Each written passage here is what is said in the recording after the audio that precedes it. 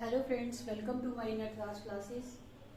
तो हमने स्टार्ट किया था पॉलिटिकल साइंस की सीरीज़, जिसमें हम पॉलिटिकल साइंस यूजीसी नेट को स्टडी कर रहे हैं। तो आज हम डिस्कस करने जा रहे हैं पॉलिटिकल थ्योरी के बारे में। तो आज हम देखेंगे पॉलिटिकल थ्योरी का नेचर, स्कोप, और उसी के साथ हम डिस्कस करेंगे डिक्लाइन ऑफ पॉलिटिकल थ्योरी, और उसी के साथ हम देखेंगे रिवाइवल कि पॉलिटिकल थ्योरी का रिवाइवल कैसे हुआ था। तो चलिए स्टार्ट करते हैं political theory. First of all, political word और उसके बाद आपकी आती है थ्योरी। पॉलिटिकल में अगर आपको पॉलिटिकल वर्ड डिफाइन करना हो तो आप कैसे डिफाइन करोगे? बड़े सिंपल वर्ड्स में, जब कोई भी organisation, when any organization take the character to regulate the whole community, उसको हम क्या बोलेंगे? पॉलिटिकल। ठीक है, तो थ्योरी में हम क्या पढ़ेंगे? पॉलिटिकल थ्योरी में थ्योरी का मतलब क्या है? Political theory. ठीक है, एक तो होती है फिलोसफिकल थ्योरी। ठीक है, जिसमें हम डिफरेंट थिंकर्स की फिलॉसफी पढ़ेंगे। फिर उसके बाद एक होती है पॉलिटिकल थॉट, जिसमें हम थॉट्स पढ़ेंगे। ठीक है, और थ्योरी में क्या रहता है कि फिलॉसफी और थॉट आप दोनों पढ़ोगे इसमें। ठीक है, तो फिर हम देखेंगे कि ये जो पॉलिटिकल है, पॉलिटिक्स है, पॉलिटी है, ये जो वर्ड है इसका ओरिजिन कहाँ पे हुआ था? बहुत इम्पोर्टेंट है। हम बात करते हैं पॉलिटिकल, पॉलिटिक्स और पॉलिटी। इसका जो ओरिजिन है वो ग्रीक में हुआ था। ठीक है, इसका ओरिजिन जो है वो ग्रीक में हुआ था। और ये जो पॉलिटिकल, पॉलिटिक्स, पॉलिटी, इसको वहां पे क्या बोला जाता था? पॉलिटिका बोला जाता था। ठीक है, तो ये वहाँ की ओरिजिन है इस थ्योरी का। अब हम डिस्कस करने जा रहे हैं पॉलिटिकल थ्योरी का नेचर। ठीक है, तो नेचर डिस्कस करने से पहले हम पॉलिटिकल थ्योरी के बारे में थोड़ा इंट्रोडक्शन में कुछ इंपॉर्टेंट थिंकर्स के बारे में बात करेंगे। ठीक है, सबसे पहले आपको ये चीज पता होनी चाहिए कि फिलोसफिकल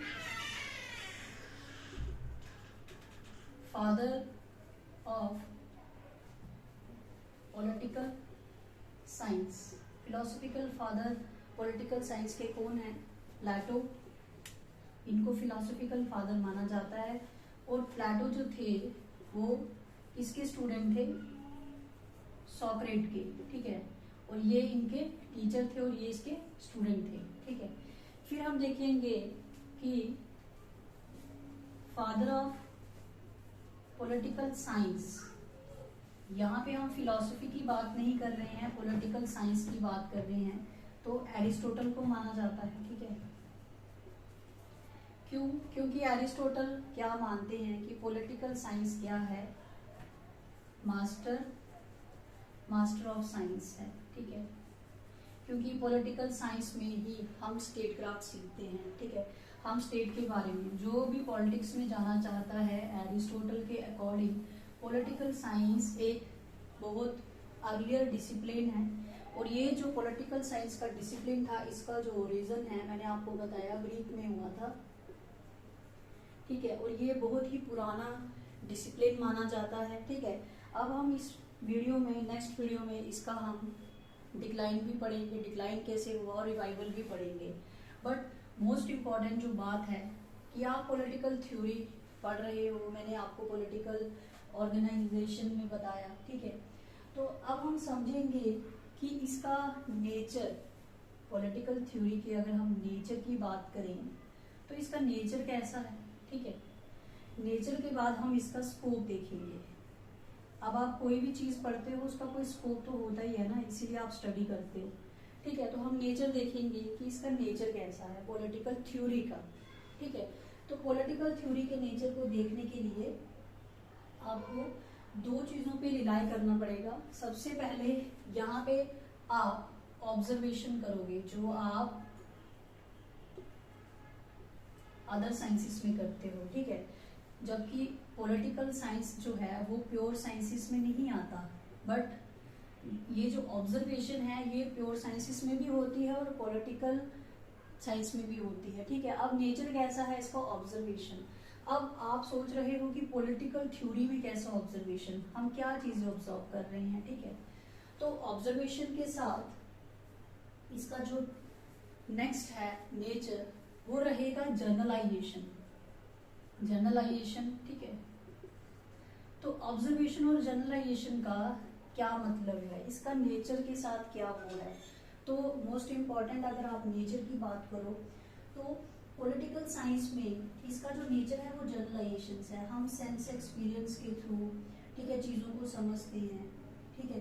तो जब आप किसी के पॉलिटिकल कल्चर के बारे में समझते हो, ठीक है, कल्चर को समझोगे, एडमिनिस्ट्रेशन को समझोगे, ठीक है, उनके रूल्स एंड रेगुलेशंस को समझोगे, तो वो सब चीज़ें आप ऑब्जर्वेशन में भी रखोगे तो आपको ये चीज़ें समझ आएंगी।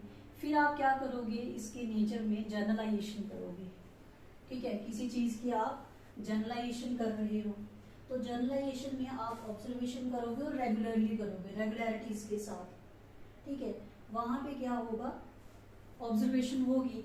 अब ये जो जनरलाइजेशन और ऑब्जर्वेशन है पॉलिटिकल थ्योरी में, अगर इसका नेचर ऐसा था तभी डेविड ईस्टन ने बिहेवियरलिज्म में 7 रेगुलरिटीज बताई हैं जो हम नेक्स्ट वीडियो में डिस्कस करेंगे, फिर आपको अच्छे से समझ आएगा। तो उनको नेचर में ही ऑब्जर्वेशन और जनरलाइजेशन के थ्रू उन्होंने 7 क्या बताई थी, रेगुलरिटीज, ठीक है। तो ये जो रेगुलरिटीज है ये ऑब्जर्वेशन भी उसमें आता है, जनरलाइजेशन भी आता है, ठीक है। तो ये रेगुलरिटीज में डाली गई थी। फिर उसके बाद बिहेवियरलिज्म के बाद फिर पोस्ट बिहेवियरलिज्म आए थे, ठीक है। तो उनको जब हम डिस्कस करेंगे तो ये चीजें आपको अच्छे से समझ आएंगी। फिर हम देखेंगे कि अब इसका नेचर ऐसा है, तो पॉलिटिकल साइंस का नेचर जो हमने समझा, ऑब्जर्वेशन, जनरलाइजेशन, ये सब चीजें जो हैं ये हम पॉलिटिकल नेचर में करते हैं, पॉलिटिकल थ्योरी में भी करते हैं, ठीक है। तो जैसे first of all political philosophy deal with ideals, political philosophy deal करती है आइडियल्स के साथ, ठीक है। और दूसरी तरफ political science deals with real, ठीक है।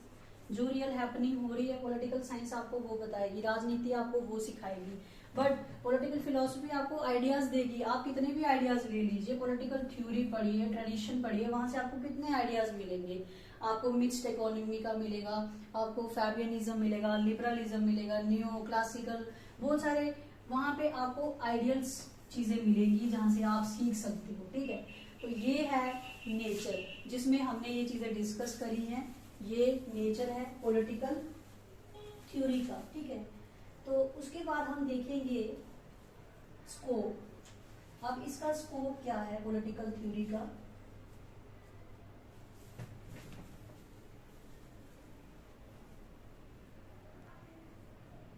तो अब हमने नेचर डिस्कस किया है आपके साथ पॉलिटिकल थ्योरी का, आपको इसमें कोई डाउट नहीं रहा होगा। अब हम क्या करेंगे अपनी नेक्स्ट वीडियो में पॉलिटिकल थ्योरी का हम स्कोप डिस्कस करेंगे, रेलेवेंस देखेंगे और डिक्लाइन देखेंगे, ठीक है। तो अभी के लिए इतना ही, थैंक यू।